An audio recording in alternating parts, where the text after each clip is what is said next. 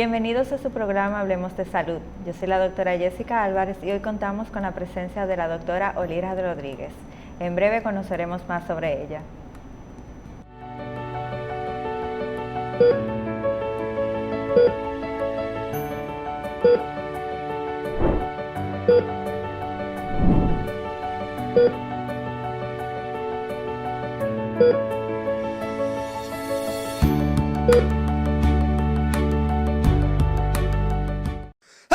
Salud.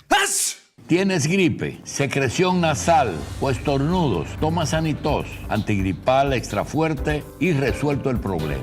Búscalo en sus diferentes presentaciones, capletas y jarabes. Sanitos es un producto de Laboratorios Britannia. Distribuidor exclusivo, Disfármaco. Si los síntomas persisten, consulte a su médico.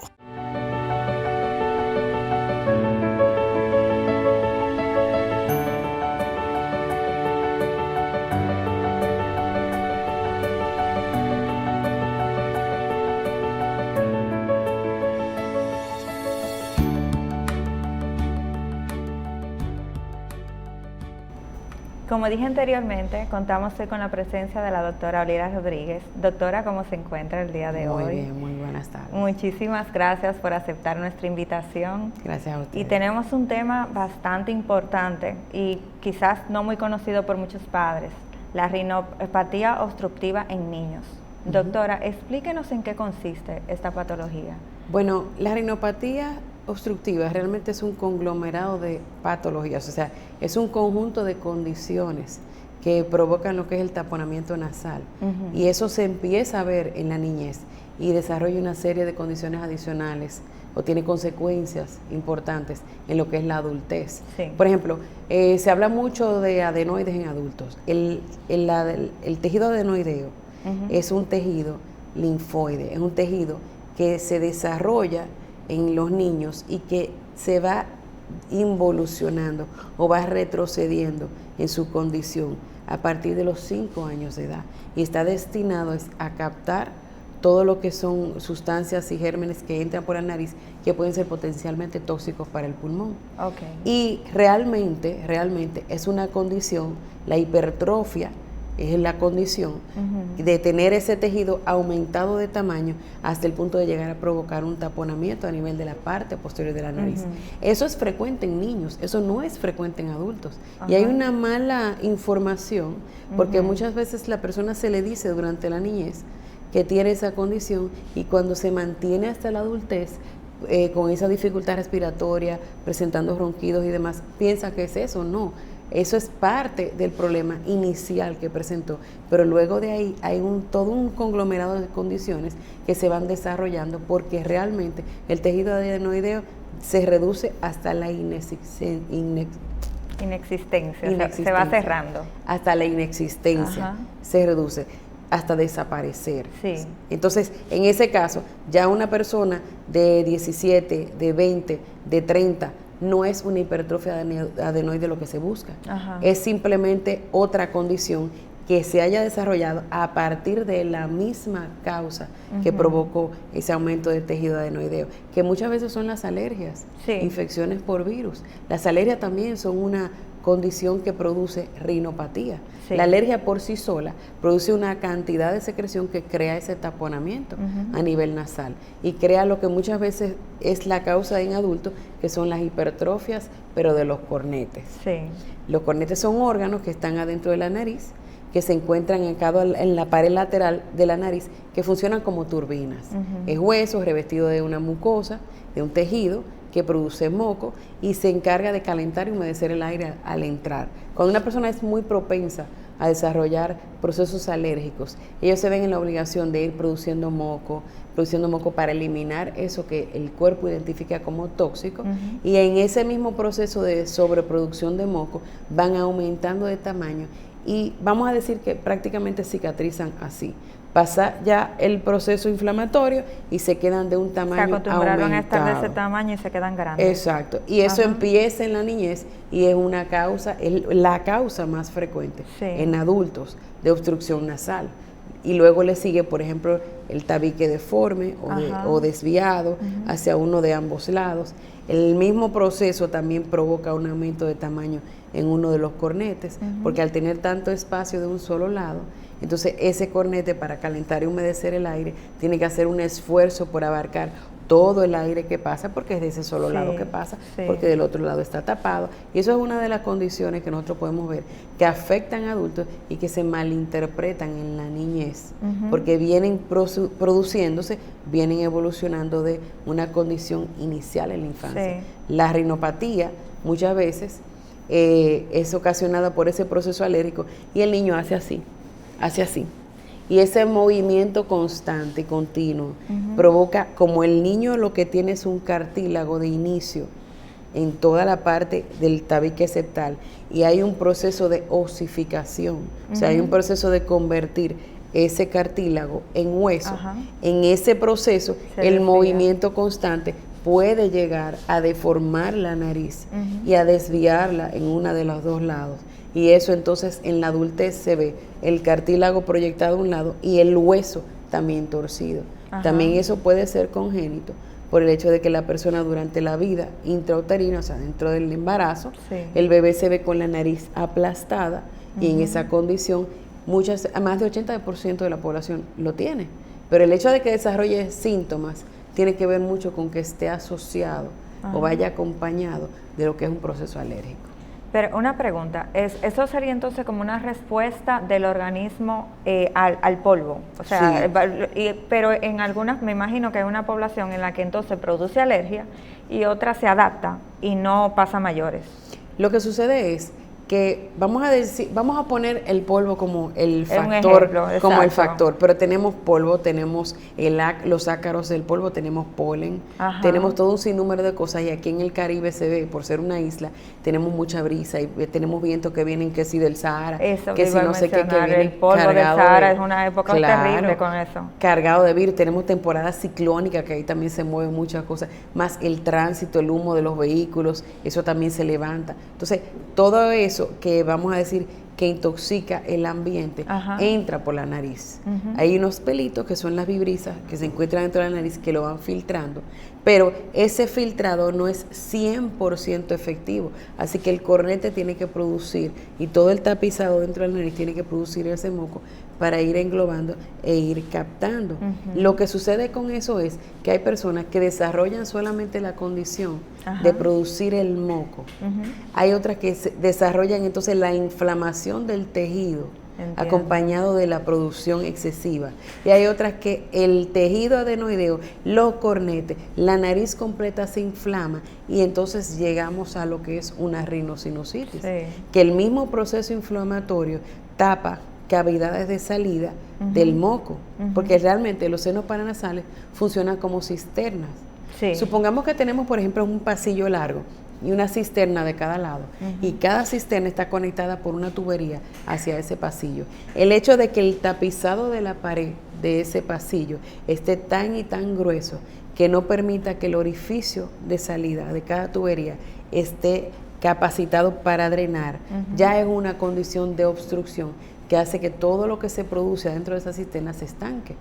Y mientras está todo estancado, hay una facilidad para que colonicen bacterias, hongos, virus, y entonces ahí ya vienen procesos inflamatorios secundarios, vienen consecuencias, y todo inició con un proceso alérgico no tratado, que se asoció, por ejemplo, un virus, que aquí a todo, la gripecita, eso es como hay un video del Omicron que me da una risa, que eso no tiene comparación, que mi hijo lo tiene, que dice, si usted compró, si usted hizo, si usted esto, tiene Omicron, bueno, si usted tiene un virus, una gripecita mala, tiene que tratarla, y el concepto de automedicarse es muy...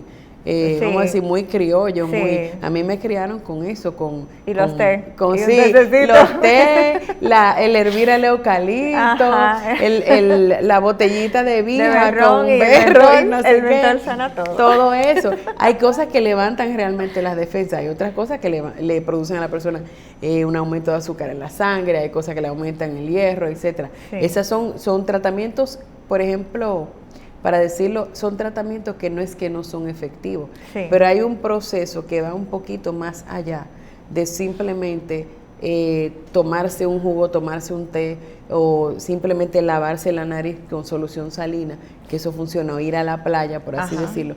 Y ya cuando la persona identifica eso, tiene que buscar asistencia, porque se convierte en toda una cadena de eventos.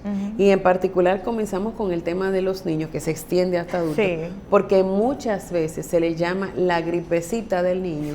Eso era un virus, le dan 2 días de un jugo de lo que sea, o le dan un antialérgico o lo que sea, y se acaba. Y asumen condiciones como que son parte de su forma de ser. No, él ronca como su papá. O ella ronca como su papá. Yo le iba a preguntar justo eso. ¿Cuáles serían los síntomas que me podría diferenciar el tener los signos iniciales de esta patología a una gripe normal? Ok, por ejemplo, una persona que se mantiene roncando semanas o meses, independientemente del juguito, de la no sé qué, eso hay que tomarle un niño en consideración. sobre todo. Los niños no tienen por qué roncar, exacto. Los niños no tienen por qué roncar. Los adultos roncan por ya tener condiciones crónicas. Exacto. ¿Entiendes? O sea, realmente no es que los adultos tienen por qué roncar. Los adultos roncan porque tienen condiciones crónicas, que muchas veces son situaciones de la infancia no tratadas. No tratadas. El niño ronca por congestión, por moco, porque la cavidad es muy pequeña. Una nariz de un niño, usualmente, de menos de 5 años de edad, lo que tiene son como 3 centímetros y algo de tamaño, de longitud, de profundidad. Y ese tipo de espacio, con cualquier congestión pequeña, se llega a tapar. Entonces, eso hay que tratarlo. Se le lava la nariz, se aspira. Pero si es algo recurrente, 3 semanas, 4 semanas, que si no duerme, que si comienza a desarrollar ojeras. O por temporada podría ser también. Por temporada, se hace ronquido por temporada, ¿entiendes? Si no se ha identificado la causa, porque no es un niño o una niña que es obesa, ¿entiendes? Que el peso también influye. Si hace pausas respiratorias cuando duerme. Hay niños que están durmiendo y de repente hacen como que se despiertan o como que hace una pausa y esa pausa dura más de 10 segundos o incluso menos. Es una situación que debe ser una alerta para los padres. Si el niño o la niña tiene que dormir con la boca abierta porque le dicen cierra la boca y de manera inconsciente la abre, son respiradores bucales. La respiración bucal altera incluso la manera de alimentarse. Niños que duran 1 hora y media para comerse un plato de comida. Porque tienen que respirar mientras comen, es súper difícil hacer las dos cosas. Entonces uno asume que, no es que él es mal comedor como su tía, es que su hermanito también. No, es que hay que prestarle atención porque hay una condición que lo limita. Y muchas veces la forma de hablar también se altera por la misma obstrucción nasal. Tienen lo que se llama rinolalia, que es que todo suena como este artista que todos conocemos que canta merengue. Que no voy a hacer promoción gratis porque tampoco era, pero que suena con la nariz completamente tapada. Y entonces es importante que uno vea eso y no se adapte a que eso es lo que corresponde por genética o herencia materna o paterna. No es así. Siempre se le debe prestar atención. El tema de la deglución, el tema de la manera de alimentarse es importantísimo, porque a veces nos acostumbramos a ver los que respiran por la boca. Vemos incluso que hay una proyección de los dientes de la arcada dental superior hacia adelante y asumimos que es porque se chupa el dedo nada más y no es un problema de dedo. Durante el sueño el dedo le proporciona la facilidad de tener la boca abierta para poder respirar. Wow. Y en el momento en el que se están alimentando, entonces necesitan hacer pausas entre un alimento y otro, masticar súper lento. Les es más fácil consumir comidas que son suaves, pastosas o algo líquido, que mantenerse comiendo cosas que son duras, de consistencia dura, porque le cuesta, porque tienen que respirar y masticar, ¿entiendes? Entonces, todo ese tipo de cosas son consecuencias de una nariz obstruida y lo vemos a diario. Entonces me imagino que antes de llevarlo a un odontopediatra, un padre debería considerar este tipo de respiración, porque si le colocas un aparato para quitarle el hábito del dedo, le estás dificultando la respiración de cierta forma. Bueno, que sería bucal. Con la boca, claro, pero se mantienen con la boca abierta. O sea, va a soltar el dedo, va a soltar lo que sea. Pero la boca va a seguir, exactamente. ¿Entiendes? Entonces, hay padres que incluso llegan a tratar de someter al niño creyendo que es un hábito que tiene porque quiere. Sí. Y le dicen, cierra la boca. Pero cierra, ¿quién no cierra la boca? Dicen la pediatra, no se preocupe. No. Hay que preocuparse. Sí. Porque lo correcto es que la cierre. Sí. Y el cerrar le permite mantener lo que es una higiene bucal correcta. Sí. Porque entonces incluso el barrido de los alimentos con la lengua durante la alimentación se produce mejor durante el cierre.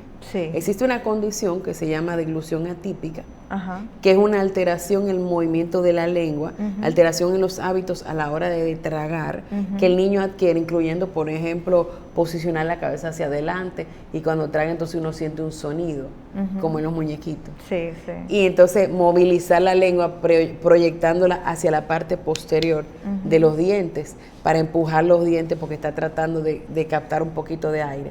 Hay escape del líquido a los laterales de la comisura labial, y todo eso es una alerta. Un niño normalmente, un bebé, 1 año, menos de 2 años, tienden a alimentarse y dejan escapar parte del alimento. No digo yo por la comisura labial, ellos a veces la pared, la silla, todo tiene la papilla, el puré, el espagueti. Yo he visto videos y fotos que eso da risa, la mano, el cabello, se comió, ok. ¿Y por qué tiene espagueti aquí en la espalda? Impresionante.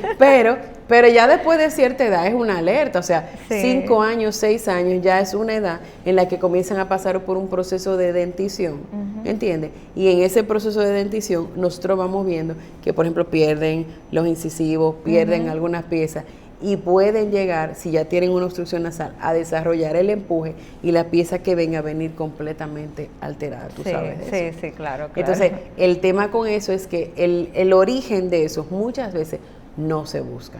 Y el origen muchas veces. Solamente lo asocian a hábitos, no lo asocian a una enfermedad. Yo me tomé la libertad de hacer un estudio de eso fuera antes de venir. Ajá. Y el 92% de los niños que tenían esa condición, la causa era una obstrucción porque tenían el tabique desviado, porque tenían alergia o porque tenían ya un proceso de cornetes inflamados y tejido adenoideo. Era su única vía de respiración. Las 4, exacto. Entonces, si yo tengo, por ejemplo, los cornetes inflamados, la entrada está tapada, no va a pasar aire. Sí. Si tengo una hipertrofia adenoidea, un aumento del tejido adenoideo, que está en la parte posterior de la nariz, yo también voy a tener un taponamiento en la parte posterior y no voy a poder percibir suficiente aire. Si tengo el tabique desviado, hay un lado que pasa y otro que no. ¿Y qué pasa? Muchas veces ese pasa un poquito desapercibido porque hay un ciclo nasal, o sea, hay un estímulo de la circulación a nivel de la cara que es cíclico. Por un periodo es por un lado de la cara y por otros periodos por otro lado de la cara. Entonces, cuando yo tengo una desviación del tabique hacia el lado izquierdo y el ciclo nasal es del lado izquierdo, se puede tapar completo el lado izquierdo, porque lo que sucede es que el cornete, que está en la fosa nasal izquierda, aumenta un poco de tamaño.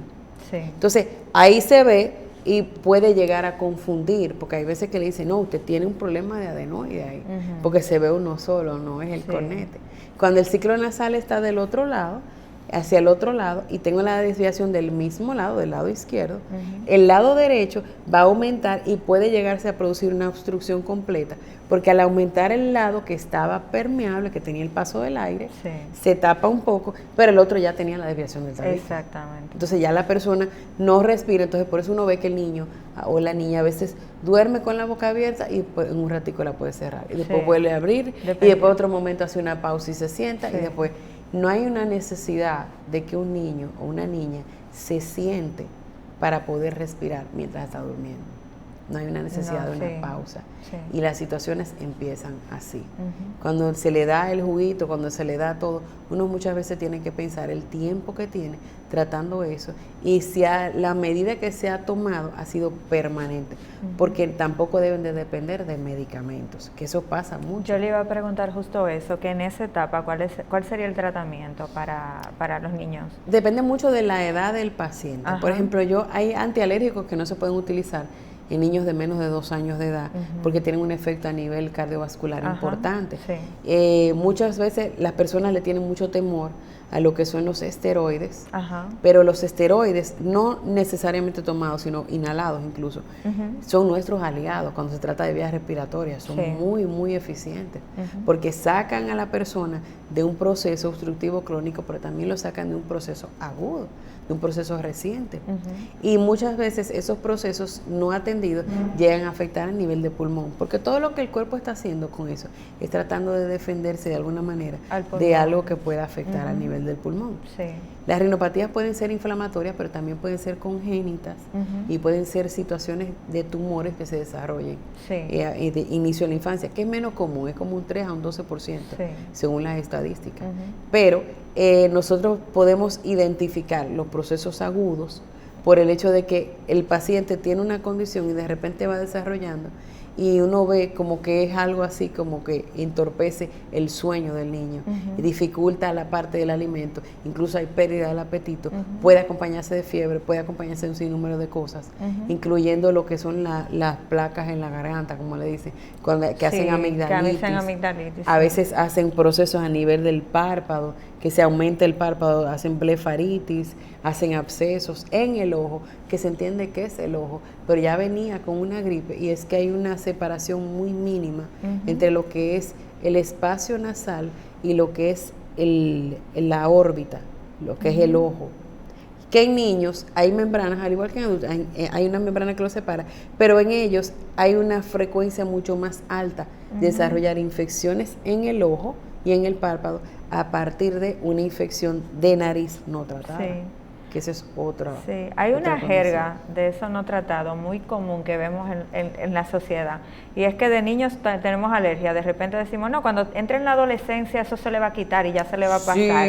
Sí. ¿Qué tan cierto es que eso se va a pasar, o simple y llanamente sigue actuando de forma silenciosa dentro de nosotros? Lo que sucede es que en los niños de menos de 4 años, menos de 3 años realmente, cuando ellos nacen tienen como esa inmunidad materna, y ellos van desarrollando una serie de condiciones porque ellos están comenzando a desarrollar sus defensas propias. Entonces uno ve que le llaman mucho de que, bueno, esa es la etapa de la amigdalitis, cuando está en el preescolar. Yo lo llevé al colegio, nada más lo llevé al colegio y ahí se enfermó. Desde que empezó en el maternal está, mi amor, que todo el tiempo es como... cogiendo bacterias de los otros. Sí, pero tiene que dejarlo porque tiene que inmunizarse. Eso es lo que le dicen. Y realmente es así. Pasan por una serie de procesos porque sus defensas se están desarrollando. Pero cuando una persona tiene un proceso alérgico, a pesar de que puede ceder, porque ya después de que se establece su sistema inmunológico ya nuevecito, ya es el del niño, ya no es lo que quedó de la mamá del parto, ya después de que eso entra en vigencia, vamos a decir, entonces hay muchas cosas que se reducen. Lo que pasa es que no significa que no deban ser tratadas. Sí, exacto.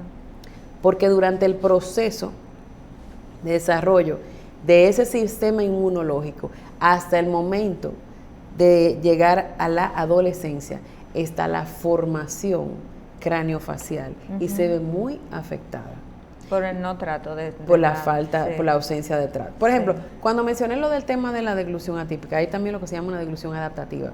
Es lo mismo, pero es como un paso más allá, porque ya hay deformidad a nivel de la cara, deformidad ósea como respuesta, deformidad de huesos, como respuesta de la alteración. Las personas que tienen una deglución atípica presionan con la lengua los dientes, es verdad, los dientes se van hacia adelante, pero ya el paladar, en una deglución adaptativa, el paladar es empujado hacia arriba, y el paladar es el piso de la fosa nasal. Entonces, una fosa nasal, que es un espacio, vamos a decir, completamente recto, se convierte en un espacio que tiene una reducción en un punto por una por elevación. Un aumento por la elevación del paladar, una deformidad que es importante porque reduce demasiado el espacio, reduce el sistema de drenaje hasta cierto punto, y entonces eso se puede manejar para que la persona comience a cambiar los hábitos.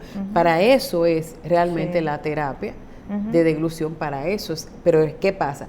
Debe de ir acompañada de lo que es un correcto tratamiento de la respiración.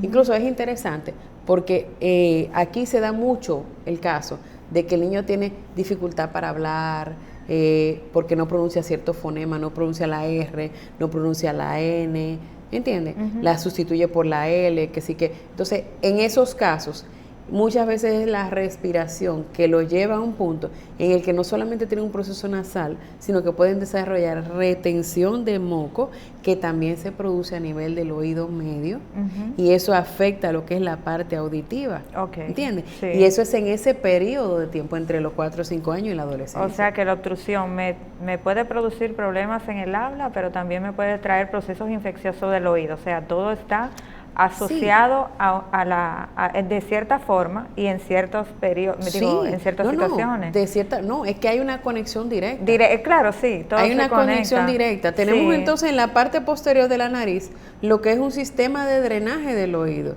que es la trompa de Eustaquio. A través de esa trompa, que es una tubería.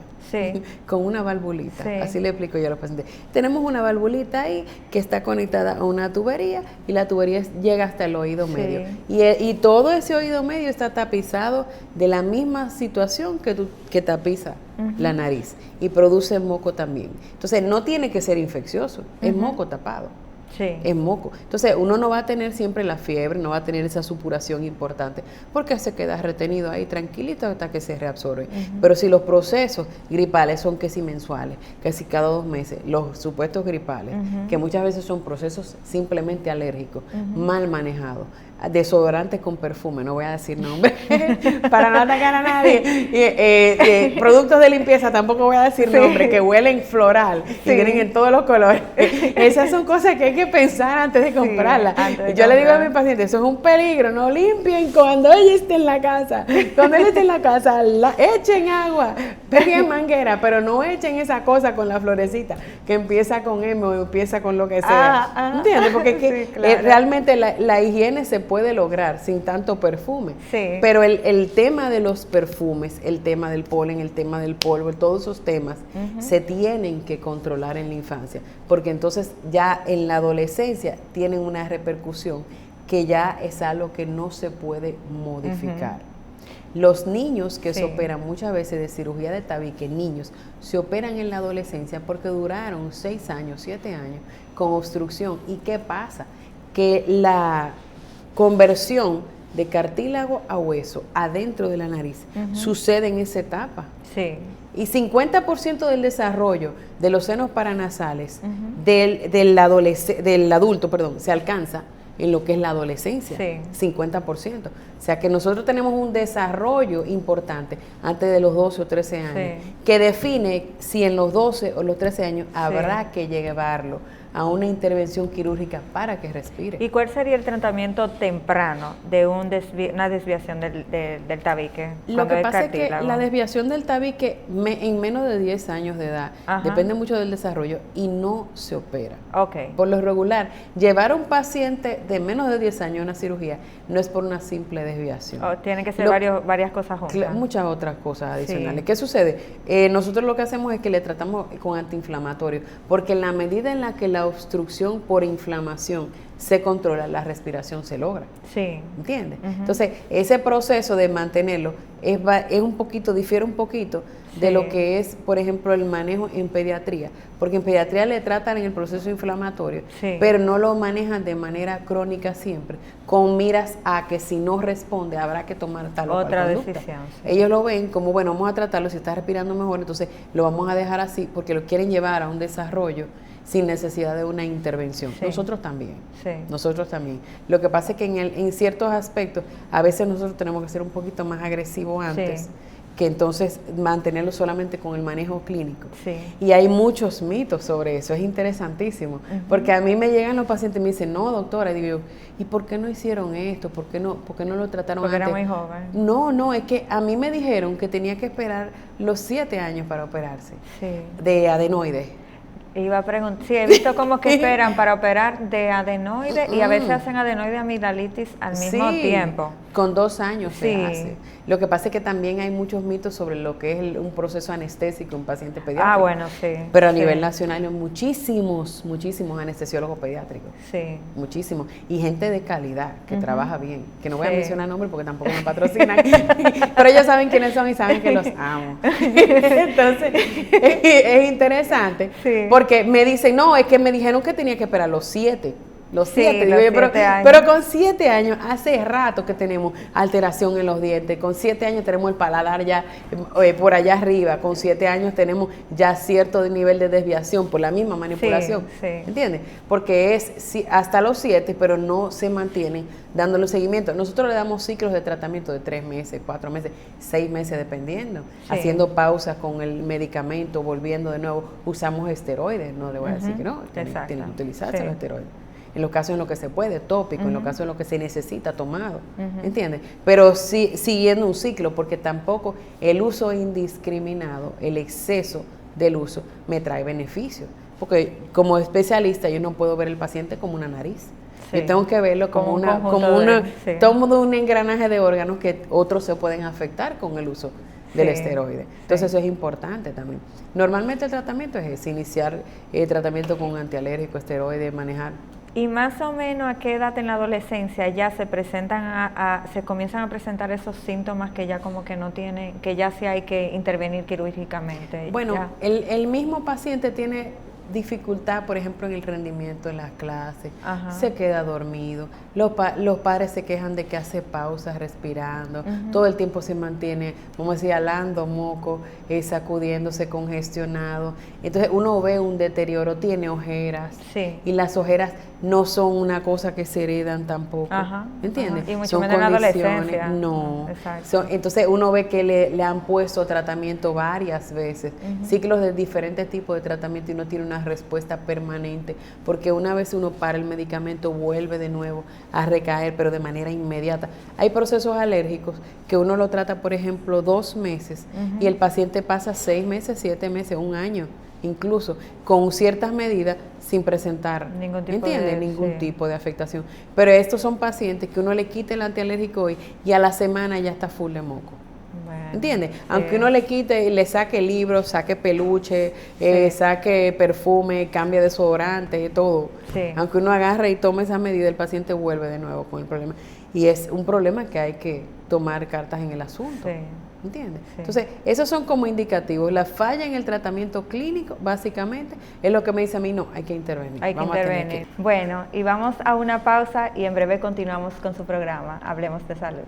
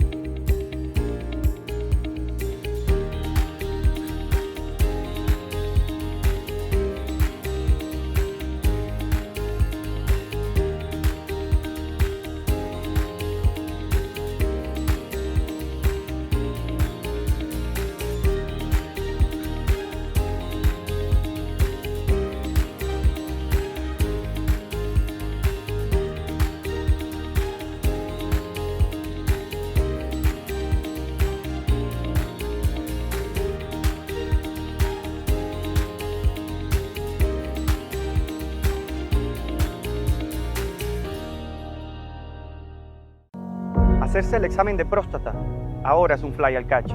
Es necesario, es gratis y es muy rápido. Chequéate, no lo dejes para después. Para mayor información sobre los hospitales disponibles, llame a *462.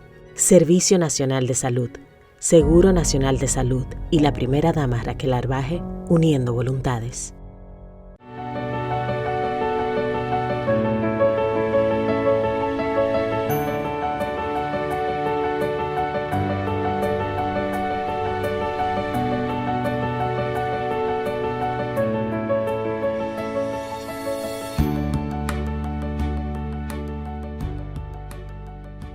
Continuamos con la doctora Olira Rodríguez aquí en su programa Hablemos de Salud. Bueno, doctora, entonces nos quedamos en que ya cuando el medicamento cumple su cuota, entonces ya sí viene el proceso quirúrgico. Exactamente. Este proceso quirúrgico, más o menos, ¿en qué consiste? Dependiendo, me imagino, de cuál órgano fue afectado. Exacto. Ajá. Si es un tejido adenoideo hipertrófico que está tapando, es importante que se sepa que la obstrucción, o sea, el taponamiento, el espacio para respirar tiene que ser de menos de un 50 o 40%. Okay. El espacio para respirar. Es decir, que tenemos que tener una hipertrofia, un aumento del tejido que abarque más del 60% del espacio para uno realmente ver el efecto que tiene en esos pacientes. Ajá. Y no ver entonces que el medicamento haga su cuota o cumpla con su mérito, con su requisito. Y entonces en ese caso nosotros procedemos a hacer la cirugía. Y para hacer una adenoidectomía no tiene que tener ni 7, ni 8, ni 20. Puede tener perfectamente 2 años, 3 años, porque ya a esa edad, dependiendo del patrón respiratorio, al momento de dormir o al momento de moverse, eso resta calidad de vida al niño. Okay. Hasta el punto de que le puede dar sueño y dormirse en horarios que no son, porque tiene un cansancio, porque no tiene un sueño reparador. Sí. Eso es importantísimo, porque hay niños que se vuelven irritables por la falta de sueño. Claro. Y han dormido 6 horas, 8 horas, 10 horas, incluso 3 horas por la tarde, y todavía se mantienen como con ese movimiento y esa falta de colaboración. Sí, es que le afecta el desarrollo de 2 formas, porque le afecta en la alimentación, al dificultar la comida, y al no puedo dormir tampoco para el crecimiento, está siendo atacado por doble vía, literalmente. Y en esas edades de menos de 5 años es que más frecuentemente vemos, por ejemplo, las otitis, producto del proceso gripal que se dio en una persona con una obstrucción ya de varios meses. ¿Entiendes? Se habla de 6 meses de obstrucción, depende mucho de la condición, porque hay veces que, como eso es algo que se va moviendo de manera silente, la persona muchas veces no tiene conocimiento del tiempo que tiene con esa dificultad respiratoria. ¿Entiendes? El niño no habla de ese tipo de cosas, o puede decir que se siente mal, pero no da detalle de a partir de tal fecha me sucedió, si no fuera una maravilla. Entonces, el adulto que no toma en cuenta el tiempo, no sabe, uno simplemente tiene que guiarse por el patrón respiratorio durante el sueño. Y los padres son excelentes en eso. A veces ellos llaman por WhatsApp para hacer la cita y mandan el video. Mire, lo que le pasa es esto. Y el niño así. Ay, hombre. Y uno, ok. Entonces, usted lo que quiere es una consulta. Sí. Sí, es así. Entonces, en ese caso, uno adopta la conducta de llevarlo a quirófano, primero ponerle tratamiento para llevarlo en condiciones a quirófano, porque no es que llegan y dicen, bueno, no respira bien, bueno, hay que operarlo y es emergencia. Hay una confusión muy grande por comentarios de algunas personas del ámbito de la salud sobre lo que es la urgencia para realizar el procedimiento. Las cirugías de ese tipo son cirugías electivas. Es decir, usted elige el momento en el que usted puede realizar ese procedimiento. No es que hoy se tiene que ingresar para operarse pasado mañana o mañana. De hecho, debe de ponérsele un tratamiento que disminuya la producción de moco, porque el mismo procedimiento quirúrgico implica que van a colocarle un tubo al paciente para ventilarlo durante la cirugía, y ese mismo tubo con el moco se puede tapar. ¿Entiendes? Y eso es moco a nivel de pulmón. Y esos pacientes muchas veces cursan con esos procesos riníticos crónicos, rinosinusíticos y todo con esa inflamación y producción excesiva de moco, que pasa de manera silente al pulmón. Y muchas veces durante el procedimiento, durante la cirugía, al utilizar los anestésicos, hay parte de esa secreción que se encuentra a nivel del pulmón que comienza a desprenderse con mucha facilidad. Entonces siempre yo tomo la precaución de ponerle un tratamiento antes y sentarme con los padres y tratar de calmarlos, porque muchas veces llegan muy agitados, muy desesperados por todo el bombardeo de información que reciben de las redes. Todo el que revisa Google. Sí, porque simplemente era una alergia que podía tener el niño y de repente la alergia se convirtió en una operación. Exacto. Entonces comienzan con el San Google, que yo de verdad es impresionante. impresionante. Ay, sí. Y llegan diciéndole a uno, lo que pasa es que yo lo que quiero es láser, doctor. Sí. Y yo, para una rinitis, sí, láser. Sí. Pero si lo que tiene es moco, ok, entiendo, o sea, no. Tenemos que tener un patrón de orden. Entonces, el orden va en ponerle el tratamiento, aunque sea quirúrgico, eso es bueno que aunque sea un paciente que no hay manera de evitarlo, debe de ir con un proceso de un tratamiento, aunque sean 3 días, 4 días, una semana antes, para garantizar que la vía respiratoria está más limpia, más libre de secreción y un poquito más permeable, porque incluso en los casos que tenemos que operar tabique o tenemos que operar cornete, a veces la misma obstrucción no permite bien el paso de las pinzas y uno tiene que utilizar sustancias que son para contraer vasos sanguíneos, para disminuir la retención de líquido que hay en esa área, que tampoco voy a decir medicamento para no darle promoción, para entonces abrir un poco más el espacio, mechitas con solución, para abrir el espacio, para entonces poder entrar cámaras y entrar todo lo que se va a utilizar, pinzas y demás, para lograr hacer la cirugía de manera efectiva. Y eso es importante, porque los familiares muchas veces se les dice cirugía y automáticamente abandonan el tratamiento, porque el tratamiento no es económico.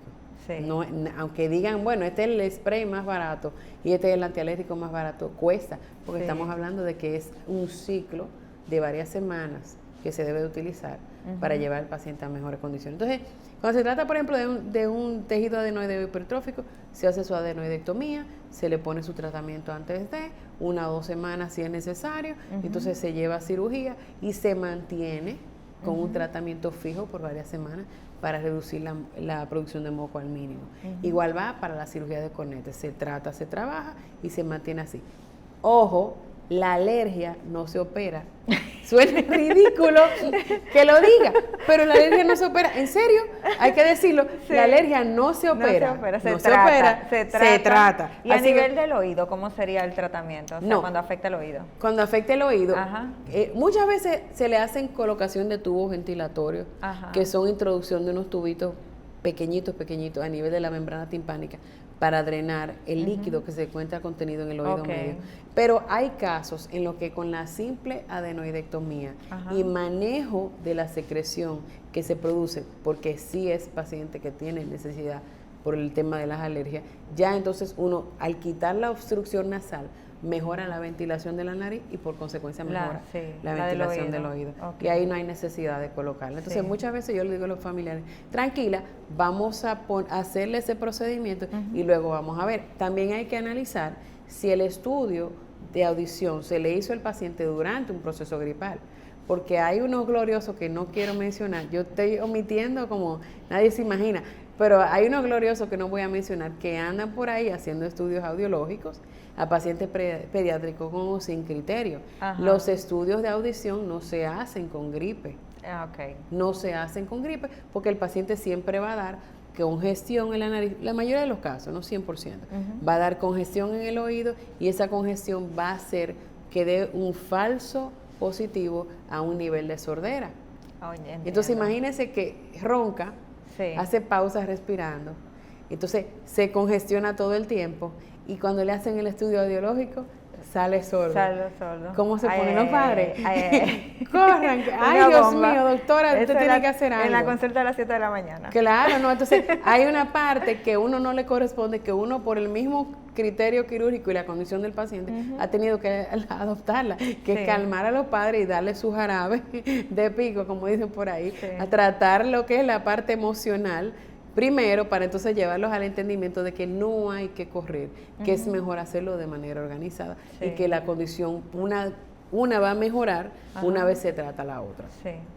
Y a nivel de los pulmones, cuando ya esta condición afecta a los pulmones, ¿cuál es el peor de los escenarios que se podría presentar en un paciente? Nosotros tenemos pacientes que a veces no llegan a quirófano durante más de un año por procesos de neumonía, bronquitis, crisis de asma, o sea, crisis de broncoespasmo, que hay que mandarlo a neumo. A veces para el neumólogo tiene criterio de que puede operarse porque ya la secreción a nivel pulmonar ha cedido, pero nosotros que sabemos que una vez le ponga la anestesia se puede tapar, tenemos que hablar con el anestesiólogo, evaluarlo, discutir el caso en conjunto para poder llevar al paciente a cirugía, y hay que postergar y dejarle muchas veces que si antialérgico, que si esteroide, que si no sé qué, por un tiempito más, incluso habiendo tenido la evaluación de aceptación o aprobación de parte del neumólogo. Sí. Porque el proceso clínico no es igual al proceso quirúrgico. En el proceso quirúrgico hay cosas de la parte clínica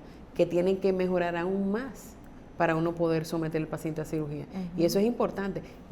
Yo tengo casos de familiares que se iban a operar en diciembre, en abril todavía no se han autorizado por el neumólogo. Y para agosto del año siguiente que logran, ¿entiendes? Porque es un proceso más lento. Sí. Y es una cirugía electiva.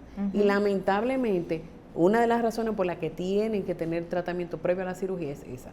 Porque sin el tratamiento nunca llegan. Sí. Si no se tratan, porque el pulmón se va a complicar.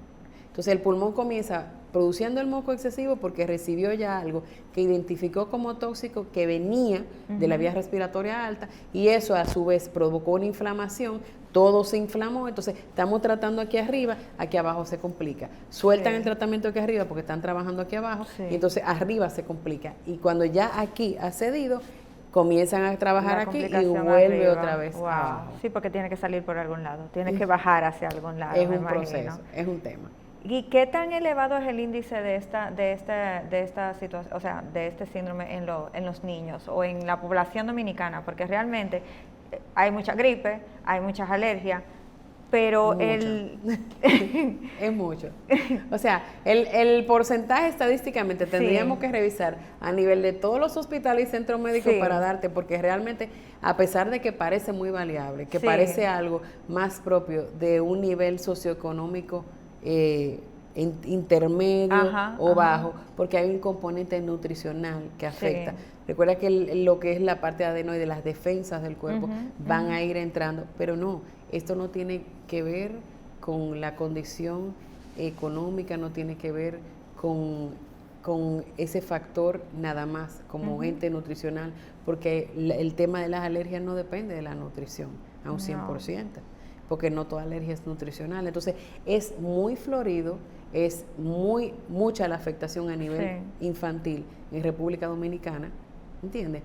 Eso no es, por eso es que es tan conocido los tratamientos caseros por mucha gente. Porque yo creo que no hay un dominicano, y me puedo equivocar, que no haya pasado por una botellita de no sé qué, o que no le hayan puesto aceite de higuereta en la frente. Culpable en el alcanfor en la habitación. Hay alcanfor, exacto.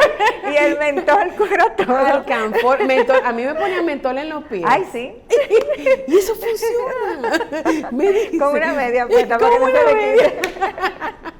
Y hervir el eucalipto en la habitación yo recuerdo que una vez yo iba a salir y yo tenía una congestión muy grande y pusieron eucalipto a hervir en mi habitación y yo tenía un celular, el celular fue a parar al eucalipto porque que ya es una cosa, uno dormía con eso en la habitación, ¿entiendes? Porque era una medida. Entonces realmente nosotros somos mucho automedicarnos.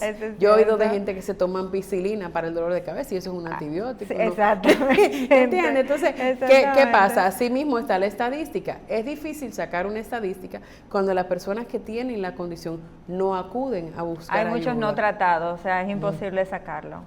Es difícil. Sí, pero pero es muy frecuente en la consulta todo el tiempo y diagnósticos no... Claro, es tan frecuente. Confusos, generalmente. Sí, pero porque la gente también lo normaliza. Hay quien siempre tiene eso. Hay quien no le voy a dar medicamento todo el tiempo. No es que tiene que darlo todo el tiempo, es que si cumple un ciclo quizá tú no lo vuelves a ver. Sí. Es que si tú buscas una solución definitiva quizá no tengas que... ¿Entiendes? Sí. Porque tiene que explorar esa parte. A veces hay muchos mitos con relación a lo que es el costo, que eso es carísimo. Eso es carísimo y después de eso y los medicamentos, le pasan muchísimas cosas. De las alergias le tiene muchísimo miedo la población, en verdad. Y hay otros que le tienen más temor a la compra de los medicamentos por el costo.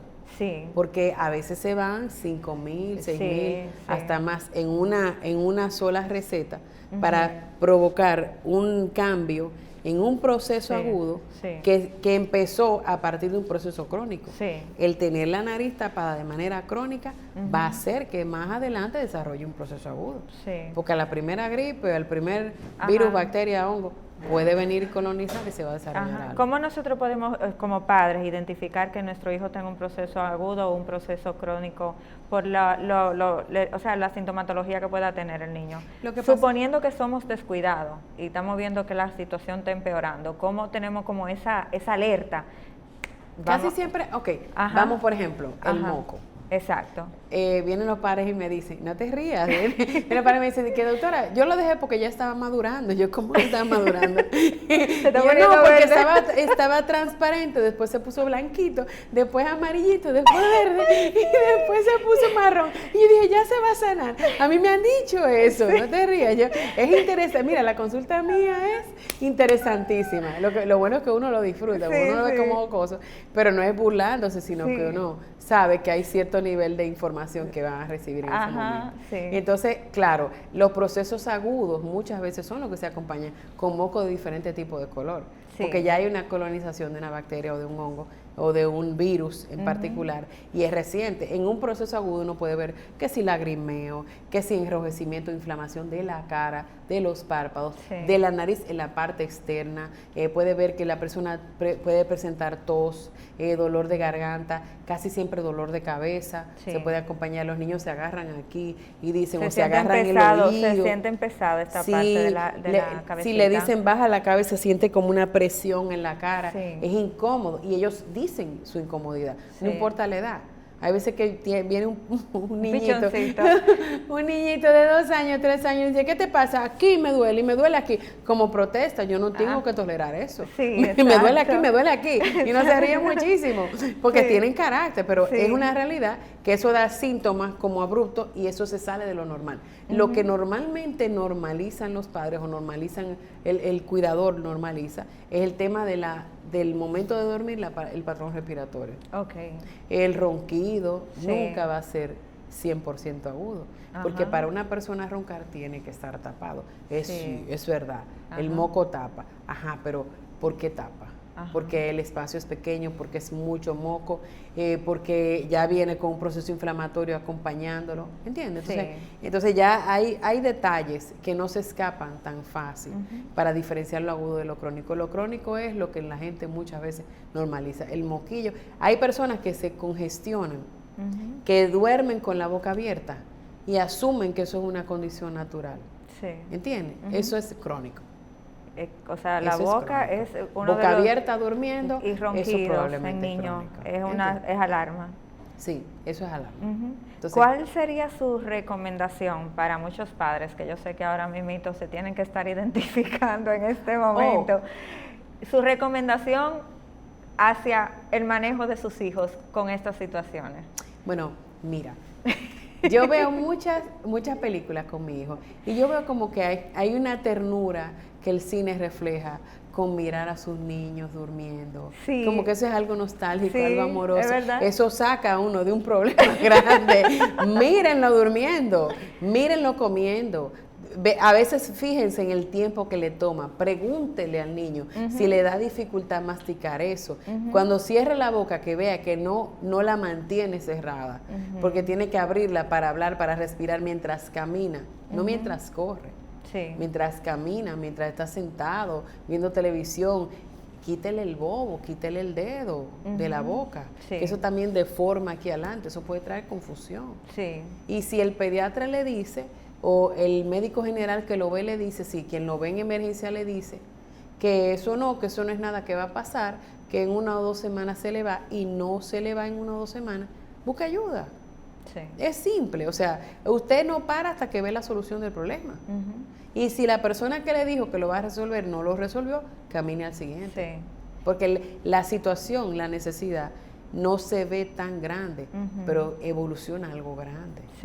Y al final se convierte medio en un trabajo multidisciplinario, porque vas a necesitar que odontopediatras intervengan y también los terapeutas del habla. Odontopediatras, neurólogos. A veces uno necesita el maxilofacial para que corrija el paladar. El problema del hueso. Ortodoncista para que le coloque los brackets y los braces, que no es barato, no es caro, no estoy señalando a nadie. Hay dos términos medios. Necesita terapia del habla, y a veces duran 5 y 6 años en terapia del habla, y no se ha corregido la parte obstructiva, así que el paciente mejora su capacidad, pero más lento que cualquiera. Y esas terapias también le hacen una huella en el bolsillo a la persona. Entonces uno quiere que las cosas progresen y avancen más rápido. La terapia, todo tipo de terapia normalmente es un proceso lento, igual que la modificación de la posición de los dientes es un proceso lento. Pero cuando usted ve que hay un patrón respiratorio que no se ha corregido, el proceso se hace más lento. ¿Entiendes? Entonces, ¿ya cuántos especialistas tenemos? Falta todavía el fonoaudiólogo, que yo me imagino que eso va a ser interesantísimo, tener una información sobre fonoaudiología con más detalle, pero por cuestiones de tiempo. Ahora, ¿qué pasa con el fonoaudiólogo? El fonoaudiólogo le hace el estudio, se ve si hay congestión o no hay congestión, si la capacidad auditiva es correcta, y eso va primero que la terapia del habla, que mucha gente no lo sabe, porque si usted no escucha, usted no puede hablar. Es cierto. Entonces, hay edades que son prelocutivas, o sea, la edad en la que la persona aprende lo que es articular palabras, articular fonemas, formar palabras, monosílabos, bisílabos, todo ese tiempo, 3 años, 4 años, para decirlo lo que más tardecito, esos niños tienen que tener una capacidad auditiva acorde. ¿Entiendes? Y a veces se le hace el estudio y en ese momento está bien, pero después se va desarrollando el problema y lo van dejando así porque en ese momento sale bien. El estudio audiológico, el reporte es válido por 1 año, pero las condiciones van cambiando. Entonces es bueno tener eso presente, porque muchas veces si en un momento no salió con sordera y después desarrolla el problema y después va para la terapia, le dicen a la persona, él se le hizo un estudio y salió sin sordera, él escucha, pero ¿hace cuánto de eso? 3 años, 4 años. Sí, entiendo. ¿Entiendes? Ya cuando ya está muy cosa. Entonces debe tomarse en cuenta. Bueno, doctora, ya lamentablemente el tiempo se nos agotó. De sus contactos para cualquier persona interesada, ¿dónde pueden conseguirla? Bueno, yo estoy en el Centro Médico del Caribe, en el consultorio 305, en el piso 3, y pertenezco al equipo de SECAM en la zona oriental, en el Ensanche Osama, a nivel de hospital. Sí, ha sido un placer haberla tenido. Muchísimas gracias por aceptar nuestra invitación. Y esto ha sido todo por hoy en su programa Hablemos de Salud. Se despide Jessica Álvarez.